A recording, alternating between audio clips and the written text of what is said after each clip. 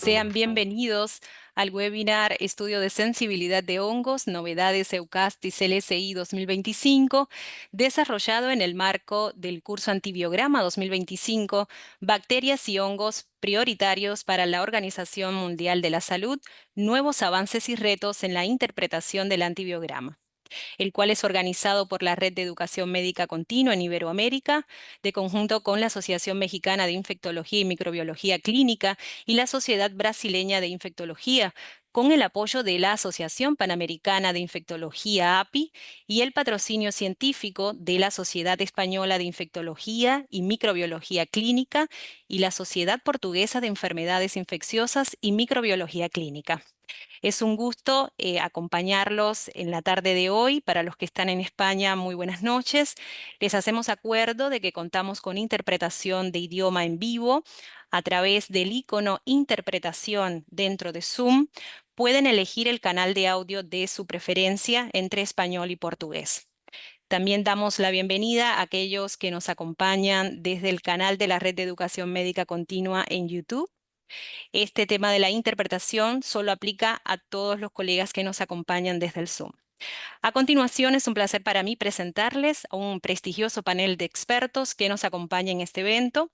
Saludos al doctor Jesús Guinea, conectado desde España, especialista en microbiología clínica del Hospital Gregorio Marañón de Madrid, secretario científico del Comité Directivo del Subcomité de Pruebas de Susceptibilidad a Antifúngicos de EUCAST.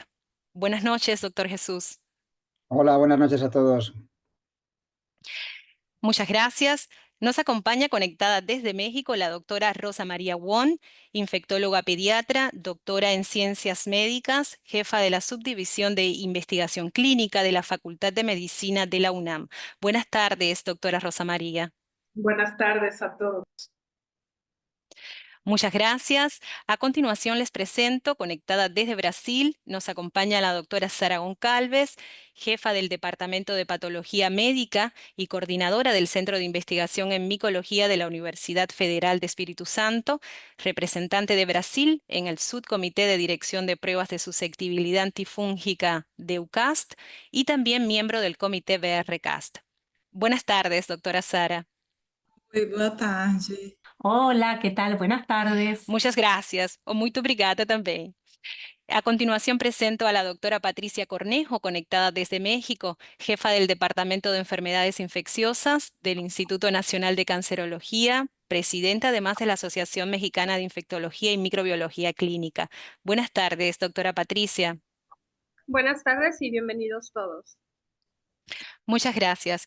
Y por último, no menos importante, un gusto presentarles a la doctora Fernanda González Lara, conectada también desde México, jefa del Laboratorio de Microbiología Clínica, adscrita de Infectología del Instituto Nacional de Ciencias Médicas y Nutrición, Salvador Subirán de México. Buenas tardes, doctora Fernanda.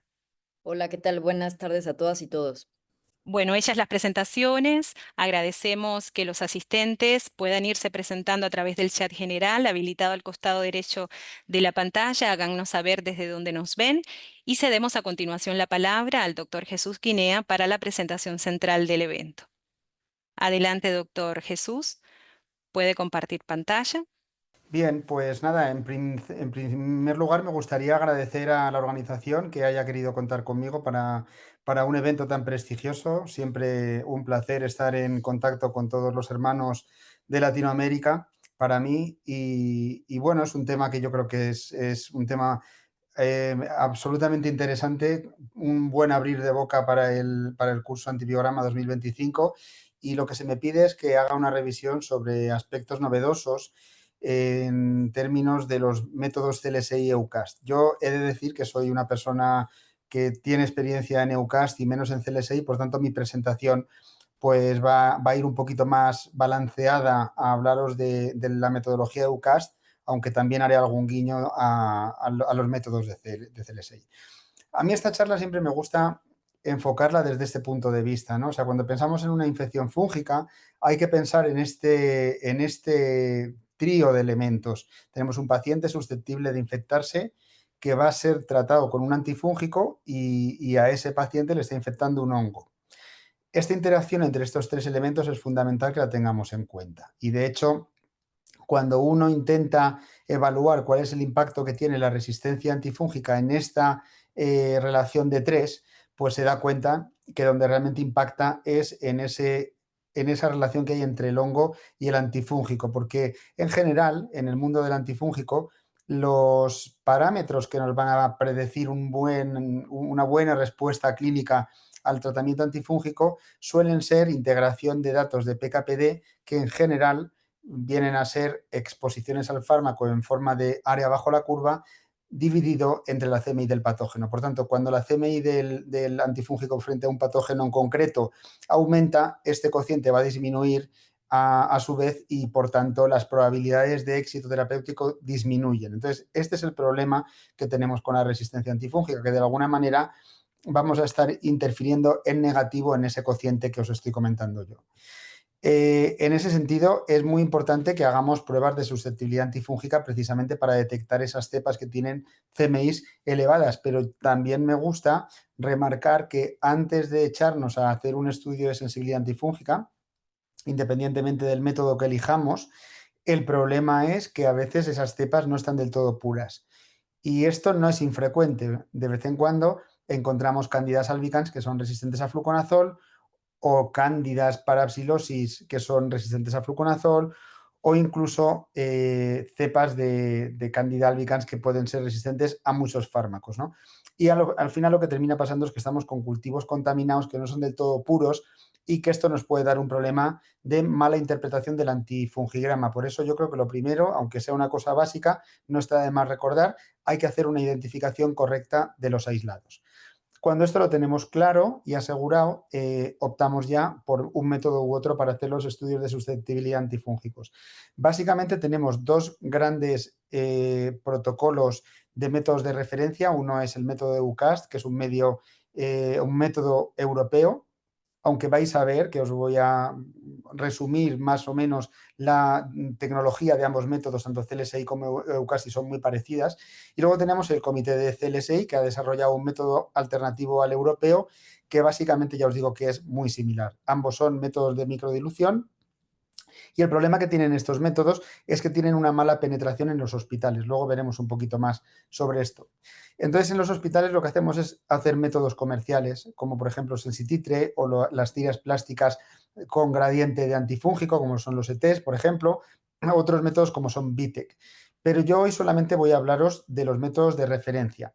Esta diapositiva es una reflexión mía personal de por qué creo o cuáles serían las fortalezas y las debilidades que tienen tanto los métodos comerciales como los métodos de referencia. Y como veis, aquí os pongo el por qué yo creo que los métodos de referencia no tienen una buena disponibilidad en los hospitales. Y básicamente esto es porque la gente, el trabajador del hospital, no está familiarizado con esta metodología y le resulta mucho más sencillo optar por los métodos comerciales. Ya, aun sabiendo que en los hospitales se trabaja fundamentalmente con métodos no de referencia, mi función hoy aquí es revisar los métodos de referencia tanto de CLSI como de EUCAST. Bueno, ambos procedimientos, como comento, son muy parecidos y las diferencias las pongo en esta tabla. CLSI tiene un inconveniente y es que los documentos solo se obtienen bajo pago. Es decir, que uno tiene que comprar los procedimientos para poder desarrollar esta tecnología en el hospital.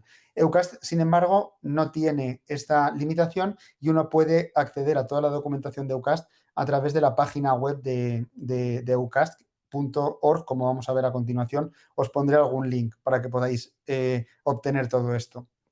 Ambos métodos son métodos de microdilución. Ambos métodos son de referencia, es decir, que dan referencia es el método americano como el método europeo. En ese sentido, ninguno es mejor que el otro.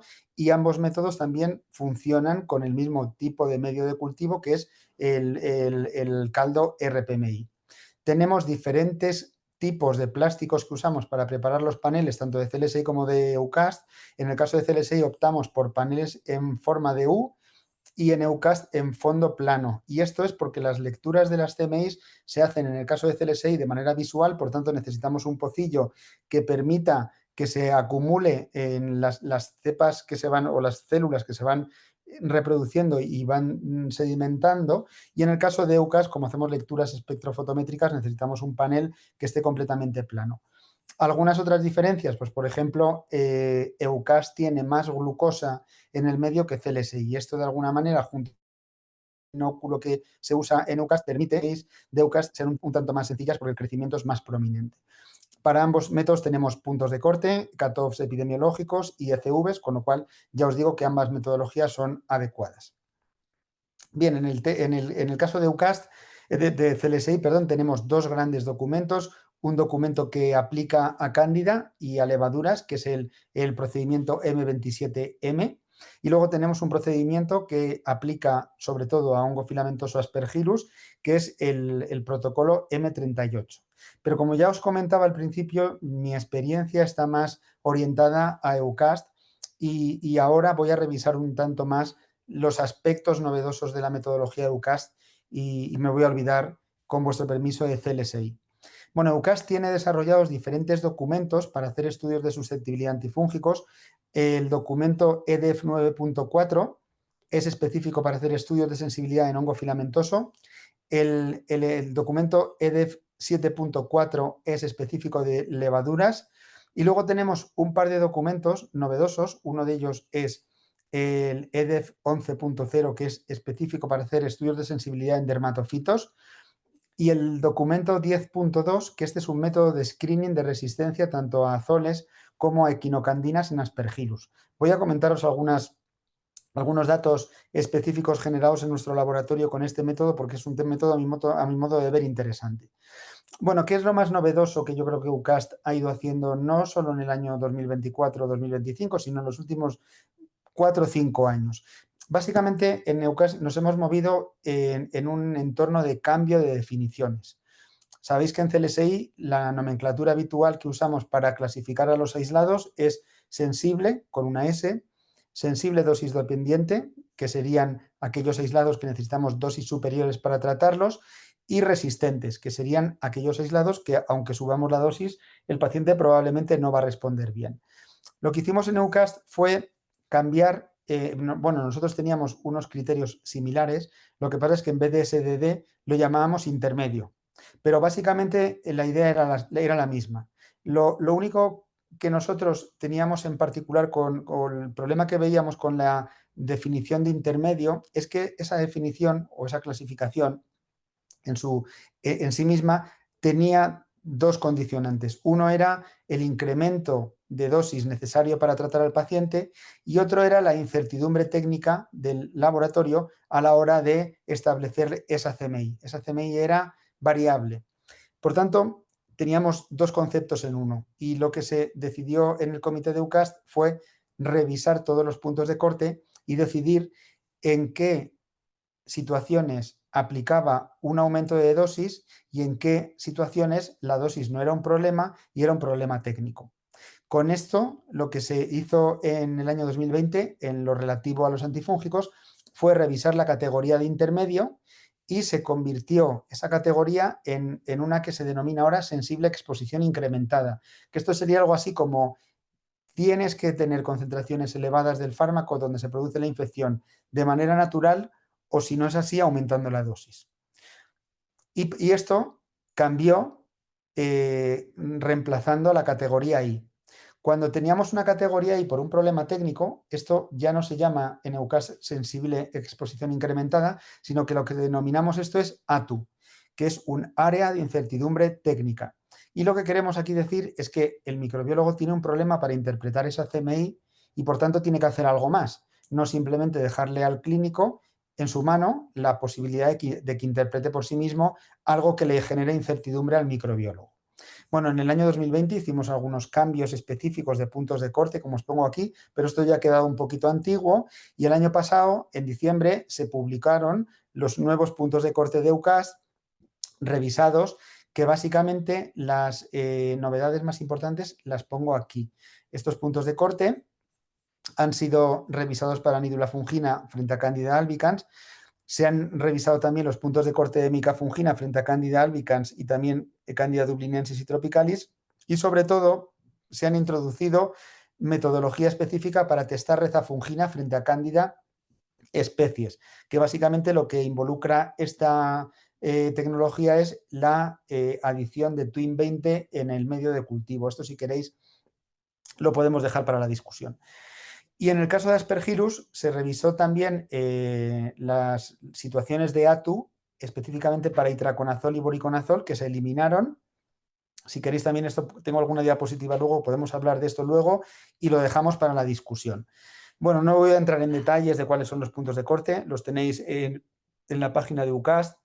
En esta tabla también se resumen los de Cándida para los diferentes antifúngicos, como veis aquí en amarillo, rezafungina, porque se adicionaron estos cambios en el año pasado, y también para Aspergillus tenéis puntos de corte para las especies más importantes, sobre todo para los azoles, y como veis aquí se eliminan las situaciones de ATU en itraconazol y boriconazol, y además se mantiene la situación de ATU para posaconazol e isavuconazol en el caso de Aspergillus fumigatus. Veis aquí que tenemos ATU en 2 en isavuconazol y en 0,25 en Aspergillus fumigatus y posaconazol. Vamos a verlo a continuación, por qué decidimos hacer esta modificación de estos criterios.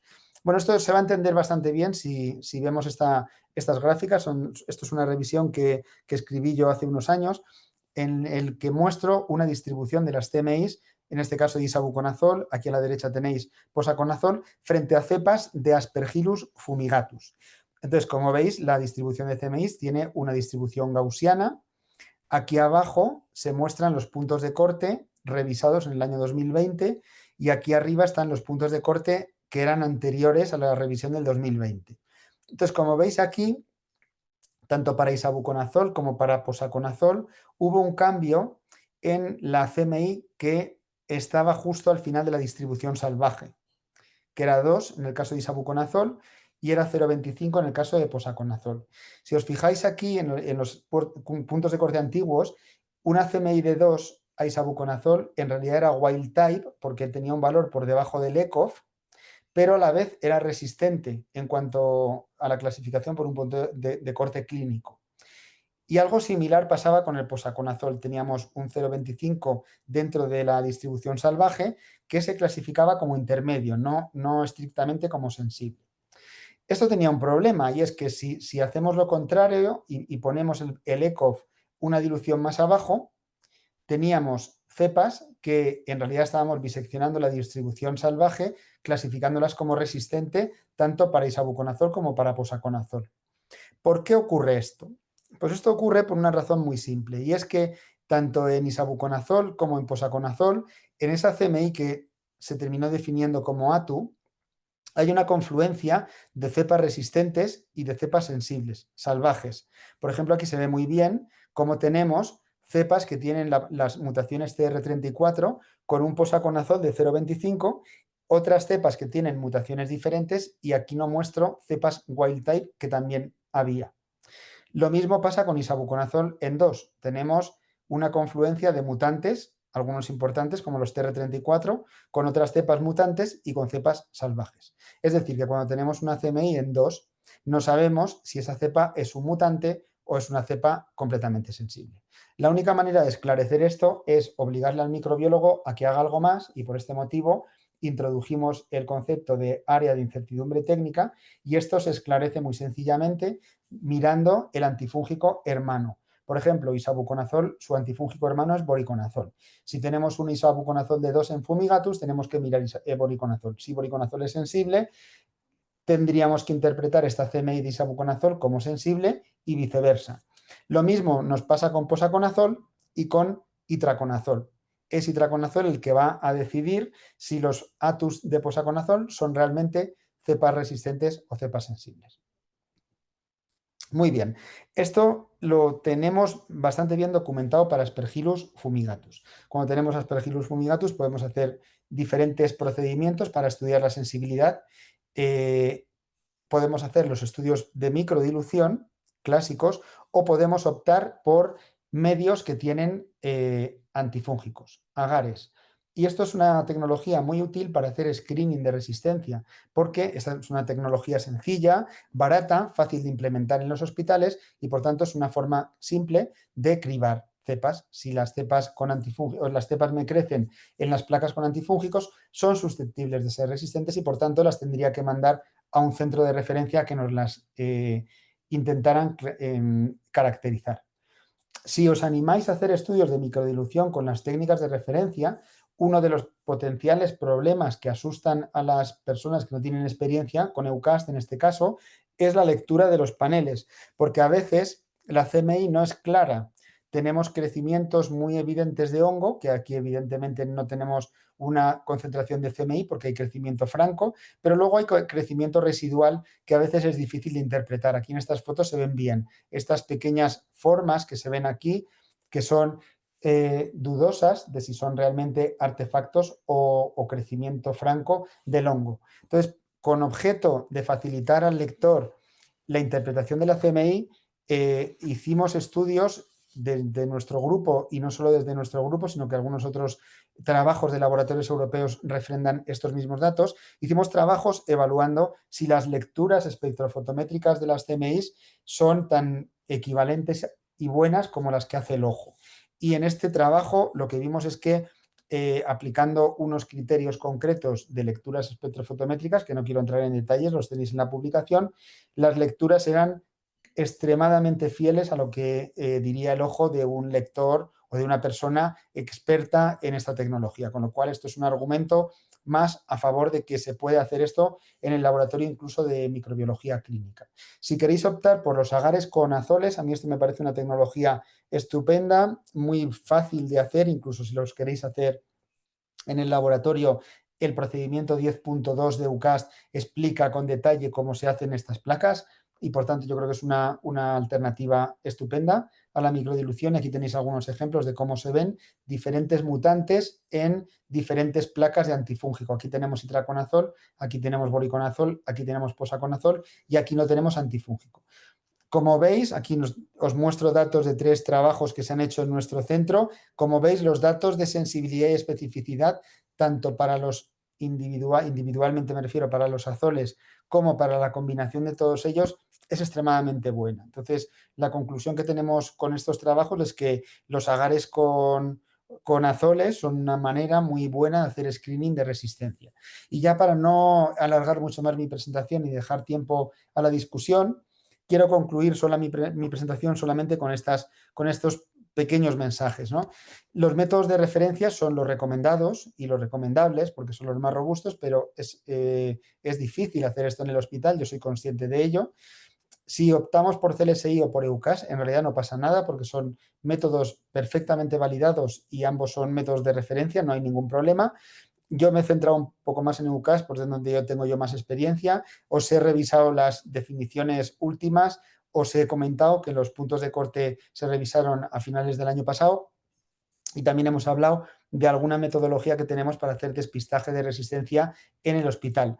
Y a pesar de todas las dificultades que tenemos, que no son pocas, pues a mí me gusta animar a los microbiólogos, a los micólogos en general, a que no nos desanimemos y que sigamos haciendo estudios de susceptibilidad a antifúngicos, porque con debilidades o fortalezas de los métodos siempre es mejor tener algo en lo que apoyar la decisión de la terapia antifúngica que no hacer nada por miedo a no contar con un método perfecto.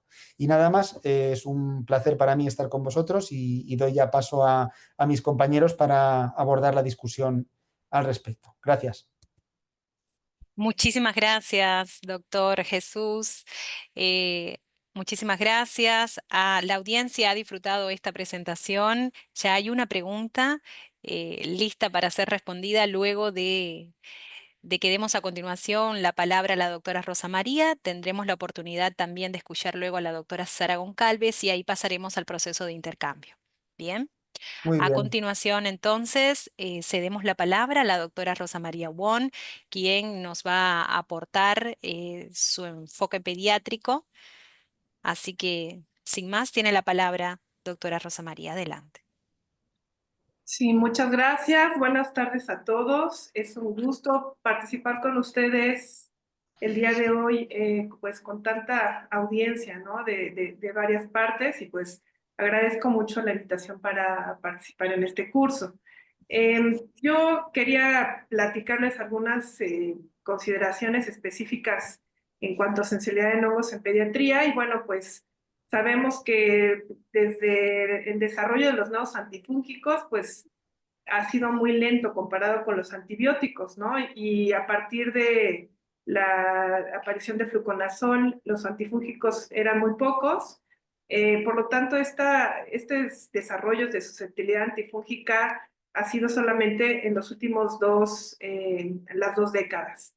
Ya hablaron de muchos de estos métodos de identificación y sensibilidad antifúngica, de los cuales no voy a hablar, pero como bien mencionaba el doctor, pues hay muchas técnicas que son comerciales, otras que no, pero hay problemas importantes cuando se hacen estas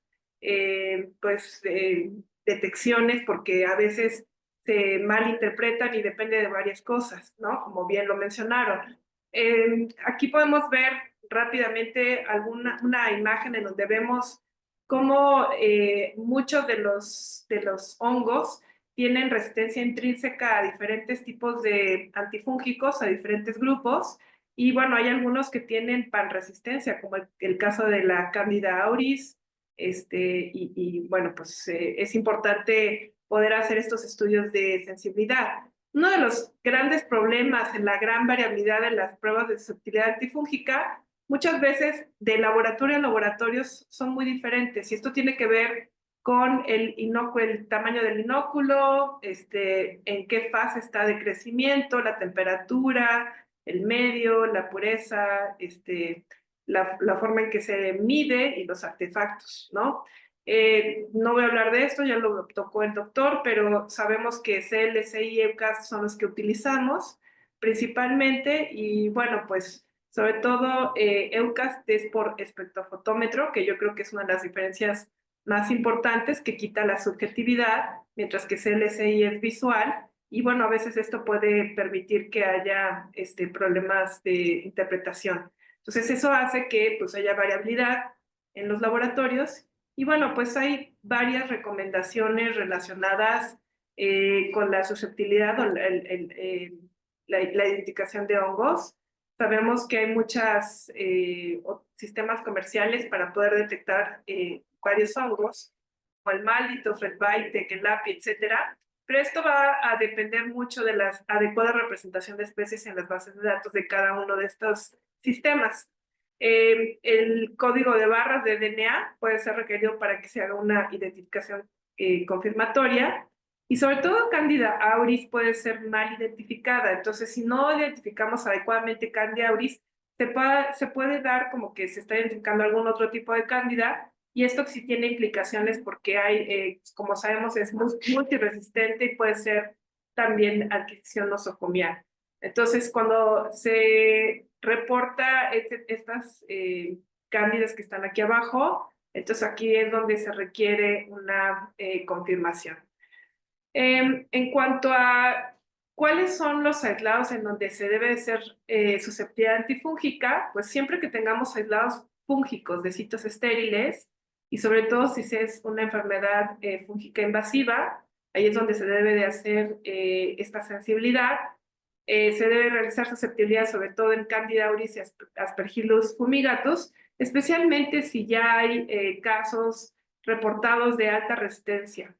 Y pues para clasificar en sensible o resistente hay que determinar mix y MEX con criterios de interpretación actuales y válidos para los métodos de susceptibilidad que se están utilizando. Ahora, en cuanto a las consideraciones en tratamiento, hay que tomar mucho en cuenta las propiedades farmacocinéticas y farmacodinámicas de cada uno de estos antifúngicos, y pues cada antifúngico tiene muchas diferencias basadas en la dosis, la formulación, el tamaño de la molécula, la estructura química, la lipofilicidad y el metabolismo. Y aun cuando pues una sensibilidad antifúngica va a sugerir que un organismo es susceptible, a veces si no se logran concentraciones adecuadas, puede haber falla en tratamiento. Por ejemplo, hay veces que es necesario realizar algún tipo de cirugía para poder tener un efecto terapéutico adecuado. Otra cosa a considerar también es que los antifúngicos a nivel del sistema nervioso central tienen una penetración muy variable. Entonces, un ejemplo de esto son las equinocandinas, que pues no tienen una concentración adecuada a nivel del sistema nervioso central.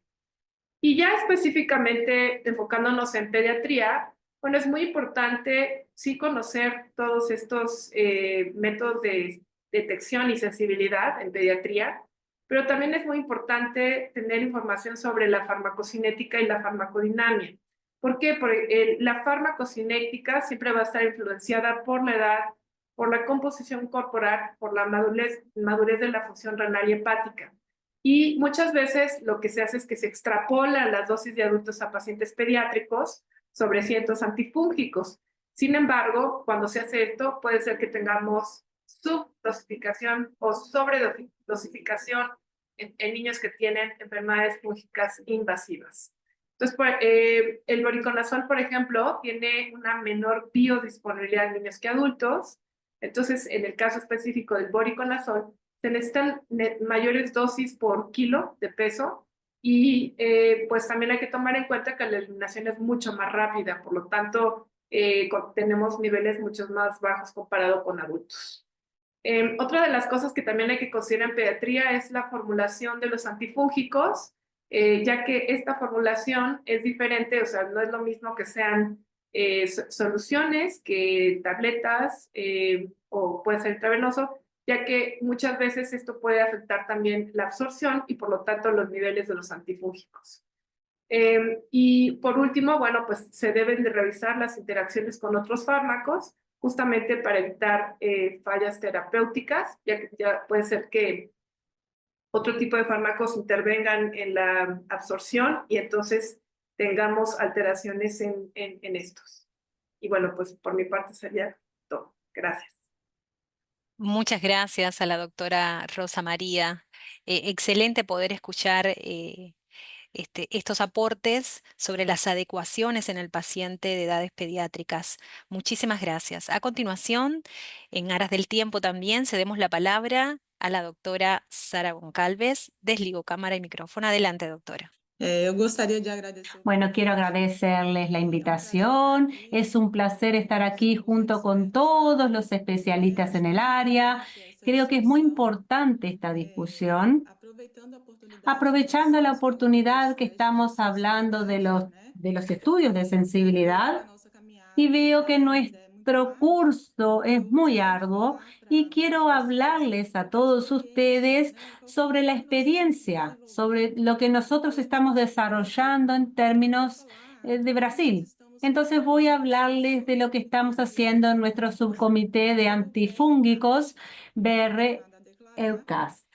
No tengo nada a declarar, entonces BR-CAST es un comité brasileño de prueba de susceptibilidad de antimicrobianos. Empezó en 2014. En 2016 fue reconocido nacionalmente en EUCAST, por EUCAST, y es un comité que es designado juntamente por varias sociedades brasileñas y tiene como objetivo principal conocer orientaciones para la normalización de estándares clínicos en todo Brasil, para esa estandarización de las pruebas de sensibilidad ante microbianos, enfatizando la importancia de esas pruebas de sensibilidad sobre resistencia, epidemiológicas y la comparación en las actividades de nuevos antifúngicos y antifúngicos existentes.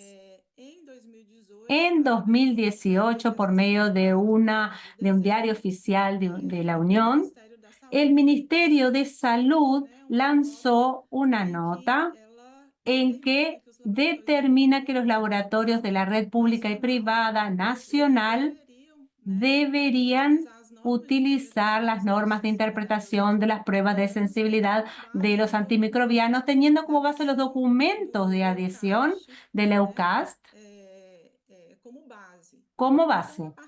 Entonces, a partir de 2018, el Ministerio de Salud y la Agencia Nacional de Vigilancia Sanitaria, que es Anvisa, junto con BRCAST y EUCAST, empezaron a tener una visión en relación a esa estandarización y hubo una mejora en las pruebas de sensibilidad en Brasil y combate de la resistencia. En relación al BRCAS, se hizo un subcomité de antifúngicos donde tenemos aquí a varios especialistas en el área, representantes de varios estados de Brasil, varios institutos y laboratorios, donde están algunos profesores, y tenemos representación también en EUCAS. Este subcomité de antifúngicos se reúne semanalmente, todos los lunes. Tenemos varias demandas.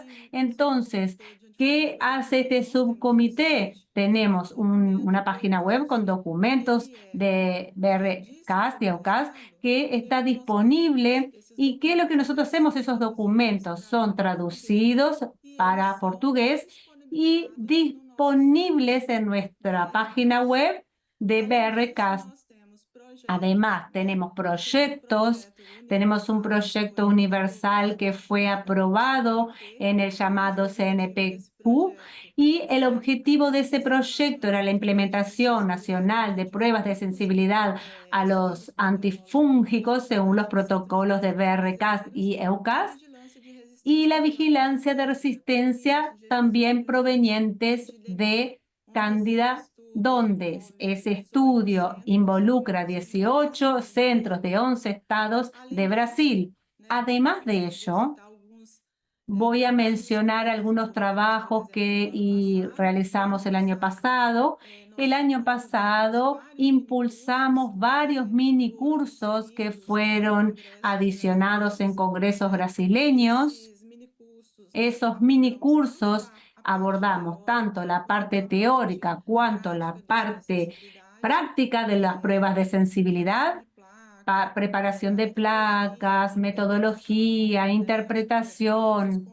Trabajamos los puntos de corte, los nuevos documentos, y también hicimos entrenamientos, capacitaciones en los laboratorios regionales de referencia.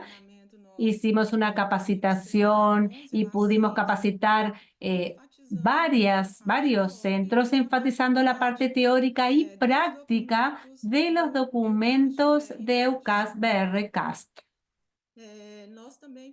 También hicimos el guía OPAS para las pruebas de sensibilidad de los antifúngicos para expandir el número de laboratorios que realizan esas pruebas de antifúngicos. Este documento está disponible también en 2025. Es un documento muy práctico, aborda toda la parte técnica de cómo realizar una prueba de sensibilidad, cuáles son las normas. Es un documento muy ilustrativo, muy práctico, y también tiene cómo se debe hacer la interpretación. Además de ello, tenemos una parte que creo que es muy importante de las sugerencias también para esas pruebas de susceptibilidad, donde están las dificultades de soltar y ver esas interpretaciones médicas, dónde está la dificultad de interpretar esas pruebas, y trabajamos mucho para facilitar, para permitir un mayor entendimiento sobre aquellos informes sobre esos test realizados. Entonces, este es nuestro trabajo que hemos hecho en BRCAS, EUCAS, y que desarrollamos acá en Brasil, y hay otros.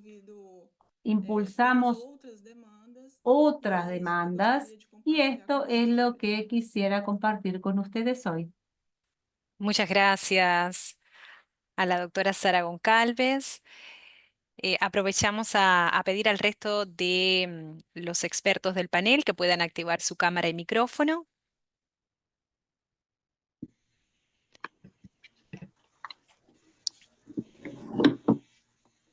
Bueno, ustedes tienen la palabra. Ya hay algunas preguntas, pero quisiera que tuvieran la oportunidad, no sé, la doctora Patricia, la doctora María Fernanda, si tienen algún comentario o quisieran ya romper el hielo con alguna consulta en particular a los docentes que hasta ahora han presentado.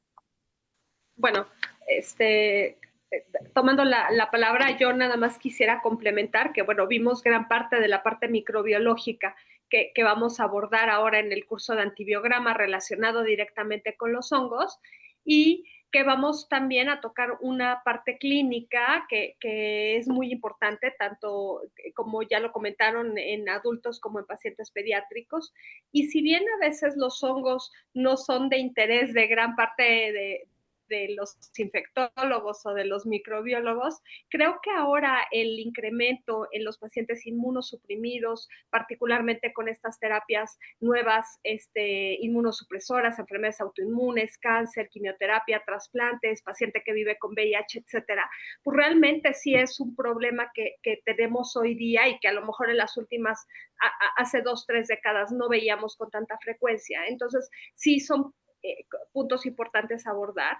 Y el segundo cosa es que antes sabíamos que los hongos se concentran en ciertas regiones tropicales, subtropicales, y que ahora con este cambio climático, pues vemos en regiones que a lo mejor uno podría pensar en mi zona no existe este tipo de infecciones, pues sí, sí existen, nada más que tenemos que tener todos estos métodos diagnósticos, toda la parte del apoyo microbiológico, cuando tengamos susceptibilidades, poder documentar cuáles van a ser los fármacos más útiles y poder guiar el tratamiento. Digo, yo me enfoco más en la parte clínica, pero pues todo esto que acabamos de ver en la parte del laboratorio, pues es fundamental para poder tratar estos pacientes y que los expertos micólogos y microbiólogos pues nos digan qué podemos utilizar, qué sí, qué no, etcétera, con estos nuevos lineamientos. No sé si Fernanda quiere aportar algo adicional.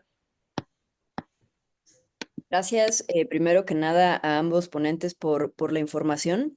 Y mi pregunta y comentario pues tiene que ver un poco desde el lado del laboratorio de microbiología clínica, donde a veces tenemos acceso a las pruebas automatizadas de susceptibilidad. En el caso de México, yo me atrevería a decir que el panel que más se utiliza como de rutina es la susceptibilidad por VITEC, por las tarjetas automatizadas de VITEC.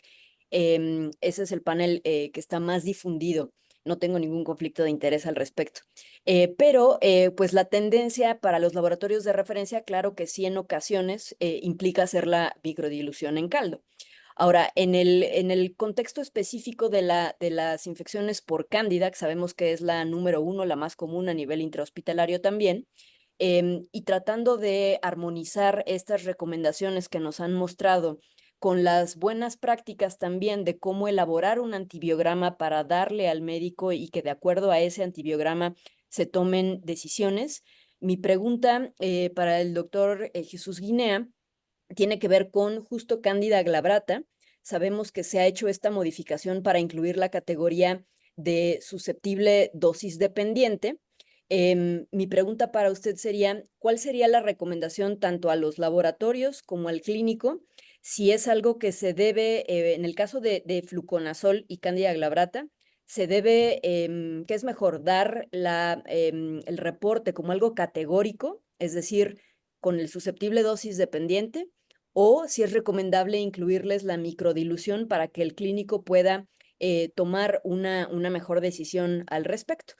Y la misma pregunta para la doctora Sara, en el caso de las cándidas glabratas en orina, que sabemos que las equinocandinas pues no tienen necesariamente una buena actividad, ¿ahí qué pasa? ¿Les recomendamos sí reportar la susceptibilidad de equinocandinas o es preferible en los cultivos de orina no hacerlo? Bueno, empiezo yo, María, porque me has hecho a mí primero la pregunta. Si queréis, empiezo yo con ello. A ver, Cándida glabrata y fluconazol, en mi opinión, no son buenos amigos. En términos generales, estamos hablando de una especie que tiene alrededor de un 10% de resistencia a fluconazol, que eso en comparación con otras especies es bastante. Y el resto de cepas que son sensibles tienen digamos que la sensibilidad a fluconazol un tanto disminuida de manera intrínseca. Y luego es una especie que tiene tendencia a desarrollar resistencia a fluconazol en el seno del tratamiento. Teniendo alternativas como son las equinocandinas, que yo creo que en el momento actual se han generificado y probablemente los costes ya no son un problema para ciertas regiones en las que a lo mejor el precio de las equinocandinas será un factor muy limitante. Yo creo que teniendo las equinocandinas, a mi modo de ver, sería difícil recomendar el uso de fluconazol con una candida glabrata si en el hospital no hay problema para poner caspofungina, nidulafungina o micafungina. Esto es una recomendación a nivel clínico. El laboratorio de microbiología lo que debe de hacer con un antifungigrama en el que se estudia una CMI a fluconazol en Candida glabrata, a mi modo de ver es informar numéricamente la CMI. Si se hacen determinaciones por EUCAST, todas las cepas en realidad son intermedias con la categoría antigua, por entendernos, ¿no? Por no meter esa semántica un poco compleja. Son intermedias porque por definición la distribución salvaje de glabrata frente a fluconazol tiene las CMIs altas. Entonces las cepas que son sensibles en realidad las debes de tratar con dosis altas de fluconazol. Siempre que se trate una candidemia o una infección invasora por Candida glabrata con fluconazol se debe de usar a dosis elevadas precisamente por esto que comento, ¿no? Porque la propia población salvaje de la especie requiere dosis elevadas. Pero yo opino que es mejor ir a una equinocandina con Candida glabrata independientemente de que sean cepas sensibles. Muchas gracias al É, doctor Jesús. Adelante, doctora Sara. no caso En da el caso Cândida de na Cándida urina, en la orina, básicamente es parecido a una cuestión que el profesor Guinea está hablando, porque Cándida en la orina, dependiendo del MIC, lo que va a hacerse es informar un MIC para el médico y generalmente cuando no son tan elevados se va a caer en esta cuestión de sensible dosis aumentada. Entonces, para alertar al médico que él va a poder en realidad tratar con fluconazol, pero esa dosis tiene que ser una dosis aumentada, elevada. Y no sería en el caso, no es una candidemia que en verdad podemos mudar por una endocandina, pero esa cuestión aumentada del fármaco resolvería el problema. Gracias a la doctora Sara también. Hay algunas preguntas, no sé si les parece, ¿han tenido la oportunidad de ver algunas de las preguntas posteadas por el chat específico o a través del chat general que quisieran directamente dar una devolución? ¿Hay alguna pregunta para mí? Por ejemplo, Marcela García pregunta si hay algún grupo de trabajo en veterinaria. En EUCAST sí que hay un grupo, hay un subcomité específico de trabajo de estudios de susceptibilidad en cepas que vienen de animales. Lo que yo no sé es si ese comité ha desarrollado metodología específica para hongos. Yo entiendo que probablemente la propia metodología EUCAS para antifúngicos les aplicaría también a ellos, pero desconozco esa actividad concreta dentro del mundo del antifúngico en el subcomité de veterinaria, pero la respuesta es sí, al menos en EUCAS hay un grupo de trabajo específicamente de esto. Muchísimas gracias. Aprovecho a consultar al resto del panel si ya directamente tienen identificada alguna de las interrogantes a las que quieran por directo dar devolución. Si no, vamos a ir comentando. Tenemos una primera presentada acá a través del chat especializado de preguntas que se aconseja realizar un fungigrama en muestras de secreciones vaginales.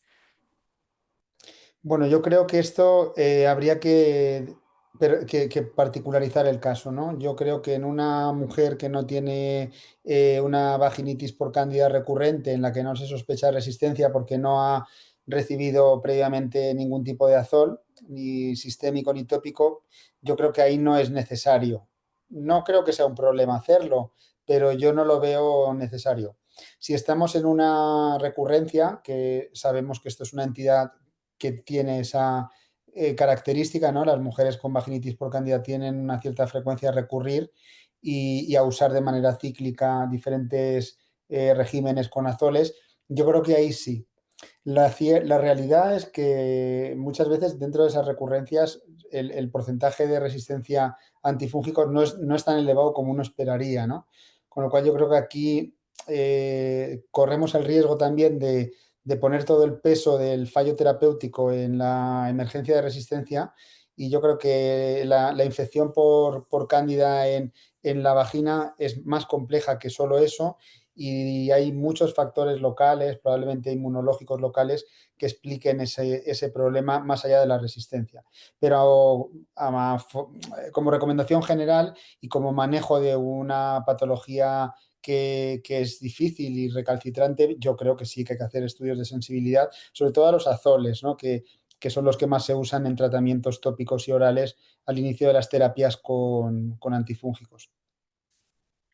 Muchas gracias, doctor Jesús. Justo mencionaba los azoles y hay una pregunta en el chat general que consulta, de acuerdo a su experiencia, ¿ha visto un incremento de resistencia en azoles?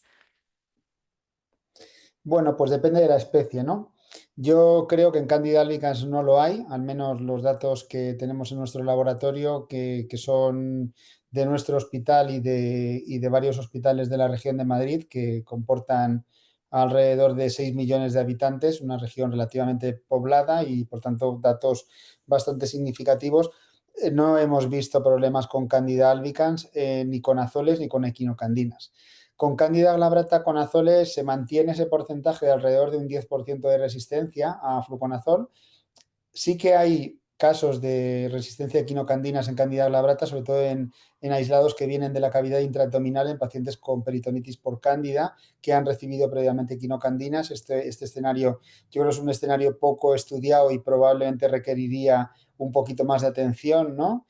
Y luego tenemos un problema, y es si uno tiene la mala pata en su hospital de tener una especie que clonalmente tiene disminuida la sensibilidad a algún antifúngico y se expande.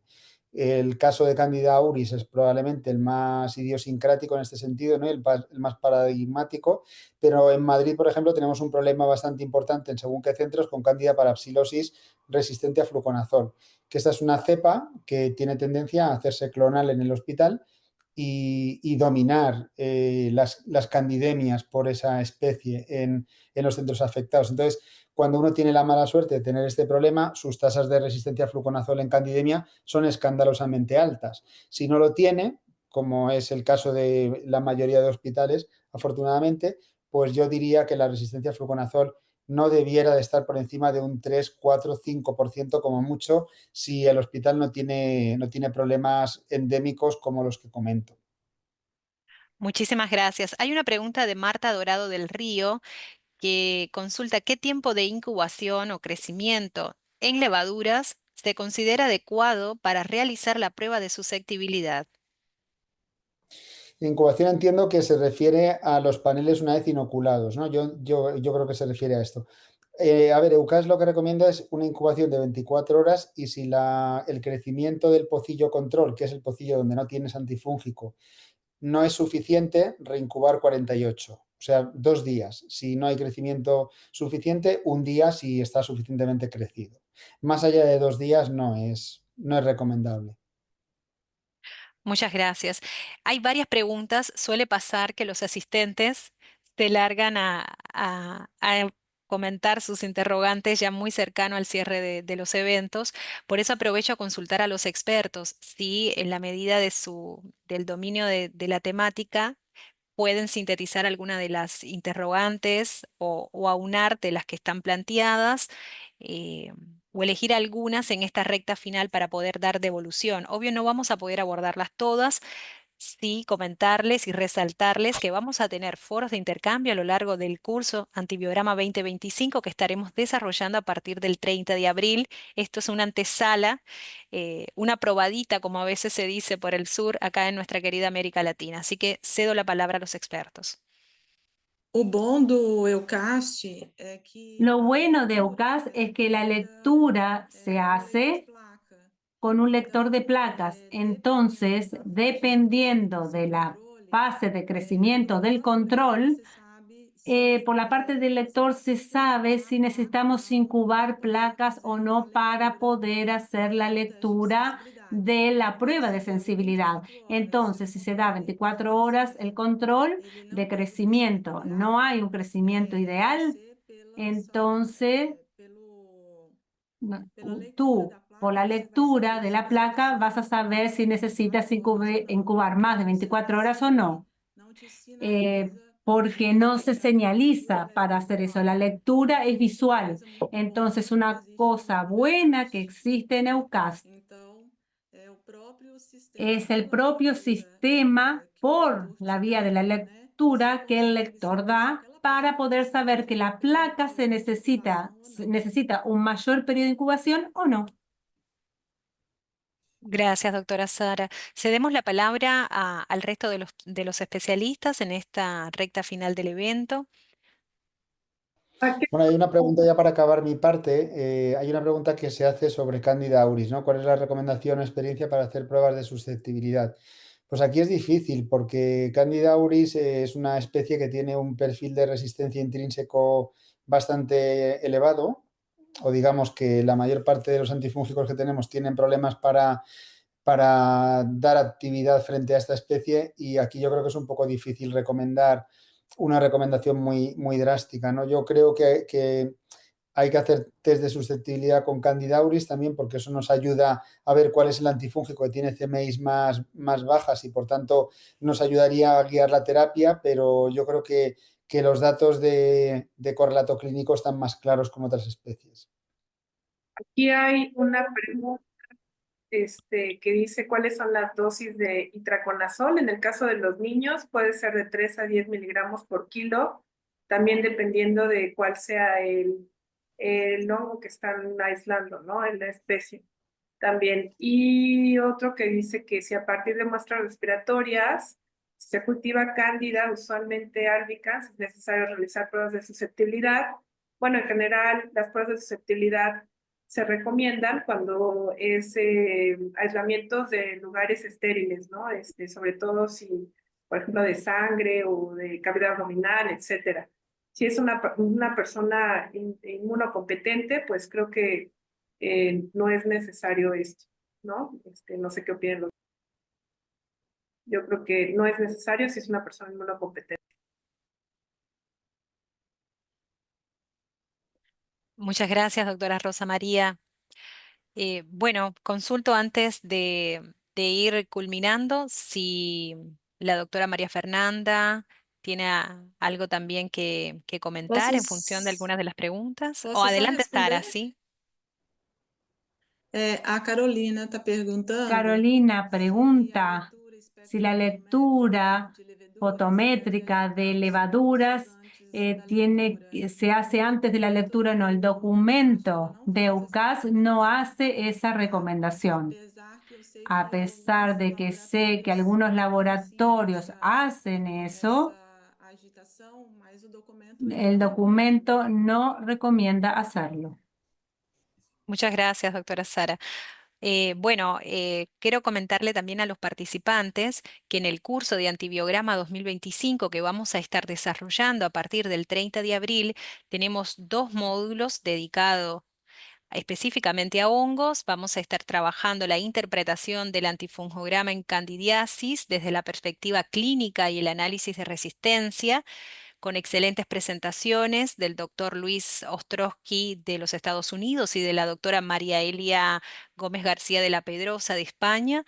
También vamos a tener un módulo dedicado a otras infecciones fúngicas con alto impacto clínico. Vamos a ver Aspergillus, Histoplasma y Cryptococcus. Ahí tenemos también excelentes presentaciones. Va a estar la doctora María Fernanda González Lara, que hoy comparte con nosotros, el doctor Alexandro Bonifaz de México y la doctora Indira Berrio Medina de Colombia. Dejo la palabra a los expertos en línea que han compartido su conocimiento con nosotros durante estos 60 minutos para que puedan dar su mensaje final. Adelante. ¿Quién empieza? Bueno, si queréis empiezo yo. Para mí la verdad es que ha sido un placer compartir este rato con todos vosotros, vosotras en este caso, excelentes profesionales y colegas y bueno, hemos debatido y revisado un tema que que yo creo que es de máxima actualidad, ¿no? Yo creo que se ha comentado que el hongo ha sido el olvidado en el laboratorio de microbiología y eso afortunadamente está cambiando. Y yo creo que los micólogos también tienen que animarse a hacer estudios de susceptibilidad antifúngica porque es la única manera muchas veces de detectar problemas que uno tiene en su hospital pero que no los conoce porque no los está mirando, ¿no? Entonces yo creo que como recomendación final y como cierre por mi parte, es un tema de actualidad y animémonos todos a trabajar sobre esto. Bueno, Muchísimas gracias. digo, Adelante. nada Eh, más complementando, sí, es un tema que habíamos dejado olvidado, que no se había actualizado, pasaron varios años para tener actualizaciones, ahorita ya los dos organismos, EUCAST y CLSI, están trabajando en ello, bueno, lo acabamos de ver con estas excelentes ponencias, y bueno, invitarlos a participar y a que los hongos sean parte del quehacer del día a día del microbiólogo. Y muchas gracias por este seminario. Gracias, doctora Patricia. Creo que iba a hablar la doctora Rosa María, ¿puede ser? Sí, bueno, nada más pues agradecerles por la invitación para participar con tan excelentes ponentes y pues hacer énfasis en que es súper importante estar actualizándonos, sobre todo en esto de la susceptibilidad ante los hongos, como bien mencionábamos antes, pues eso es algo prácticamente nuevo, ¿no? Porque antes no teníamos tantos antifúngicos, los hongos no eran resistentes, actualmente tenemos cada vez mayor resistencia o tal vez no lo habíamos detectado, puede ser eso también, pero bueno, los problemas de infecciones fúngicas en los pacientes se volvieron mucho más importantes y frecuentes a raíz de la aparición del VIH, de más tratamientos que hacen que los pacientes tengan inmunocompromiso y entonces, pues es importante conocer la epidemiología local, pero pues no lo vamos a lograr si no hacemos estas pruebas de susceptibilidad. Y bueno, no todo el mundo tiene la capacidad instalada, entonces por eso son tan importantes estos cursos de actualización, sobre todo para poder ver, y bueno, específicamente los hongos, que como ya vimos, pues hay cosas que afectan específicamente los resultados y de laboratorio a laboratorio pueden haber muchas diferencias. Entonces es muy importante tener estos controles de calidad, estarnos pues actualizando en esto para poder conocer la epidemiología local y regional, ¿no? Que esto va a impactar finalmente en el tratamiento y en que a los pacientes que estamos tratando les vaya bien. Muchas gracias. Gracias a usted, doctora Rosa María. Acá justo me comentaba por interno la doctora Patricia Cornejo que, claro, no podíamos escuchar a la doctora María Fernanda porque se le bloqueó el teclado y no puede desmutear su micrófono. No sé, Sara, si usted quiere dar algún mensaje final, le damos la palabra. Eu gostaria de Sí, agradecer quisiera agradecer por compartir este momento con todos ustedes. Eu acho muito importante Creo que es muy esses importante eventos, né, como este está acontecendo evento agora. como el que está sucediendo Eu ahora. espero continuar Espero contribuindo continuar apoyando y nessa área contribuyendo muito en esta importante. área que creo que es muy Muito feliz importante. Estoy com muy as feliz contribuições, con todos espero los continuar aportes y aí espero seguir trazendo mais tra- novidades e espero trayendo más que as novedades células, né, da y microbiologia esperando elas que el área de continuem cheias microbiología do que eu vi aqui estén hoje, né? con lo que vi acá, llenas de conocimiento para que puedan Continuar esse serviço transmitir. que foi Y bueno, y agradecer y estoy esse muy contenta webinar. con la cantidad de inscritos Eu en este espero que a gente webinar. Y continue espero avançando que aí com os continuemos estudos de avanzando con los sensibilidade, estudios, con com os las pontos pruebas de de corte, né, sensibilidad, con interpretação los dos puntos de testes, corte, con la os interpretación de estudos las de pruebas, vigilância. con los estudios de E vigilancia, eu acho que nós que da micologia nós somos creo que guerreiros, nosotros desde la porque microbiología somos guerreros esta realmente, porque é esta área uma nuestra no es igual às tan demais áreas, contemplada né, como para las trabalhar com otras hongos tem que áreas. gostar. Para trabajar con hongos tenemos que realmente, A gente nos gosta tiene que gustar bastante. realmente. Ai, Así muito que obrigada bueno, pela oportunidade. Muchas gracias por la oportunidad que nos dieron. Bueno, nuevamente agradecer a ustedes, los expertos, y a todos los que nos han acompañado a lo largo de estos minutos, que resultaron pocos. Era muy reconfortante ver en el chat uno de los asistentes que decía que en poco tiempo, gracias al aporte de ustedes, había aprendido mucho. Es muy gratificante leer comentarios tan espontáneos y directos así en ese sentido. Así que nos ha acompañado una audiencia de más de 12 países, por lo que pude estar viendo en el chat, agradecida a ustedes y a los asistentes. Comentarles que el evento ha sido grabado, dentro de unos días estará disponible.